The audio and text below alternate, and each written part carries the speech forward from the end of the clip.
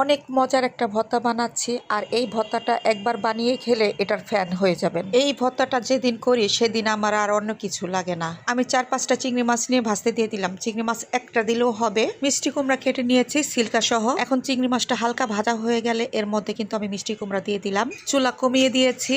চুলা কমিয়ে চিংড়ি মাছ আর মিষ্টি কুমড়া ভেজে নিব। মিষ্টি কুমড়া সিদ্ধ হওয়ার জন্য আমি ঢেকে দিয়েছিলাম। এই দেখেন কি সুন্দর সিদ্ধ হয়ে গেছে। পেঁয়াজ হালকা করে ভেজে নিয়েছি, কাঁচামরিচ কেটে নিয়েছি, শুকনো মরিচ নিয়েছি, ধনিয়া পাতা নিয়েছি আর মিষ্টি কুমড়া চিংড়ি মাছ। যারা এই ভর্তা কখনো বানিয়ে খাননি তারা অবশ্যই একবার হলেও ট্রাই করবেন। অল্প একটু লবণ দিয়ে মরিচ ডলে নিব, কারণ আমি মিষ্টি কুমড়ায় লবণ দিয়েছিলাম। মরিচ ডলা হয়ে গেছে, এখন আমি ধনিয়া পাতাগুলো ডলে নিচ্ছি। ধনিয়া পাতা, কাঁচা মরিচ আর শুকনো মরিচ ডলা শেষ হয়ে গেছে। এখন আমি পেঁয়াজগুলোকে নিয়ে নিলাম, হালকা করে একটু ডলে নিব।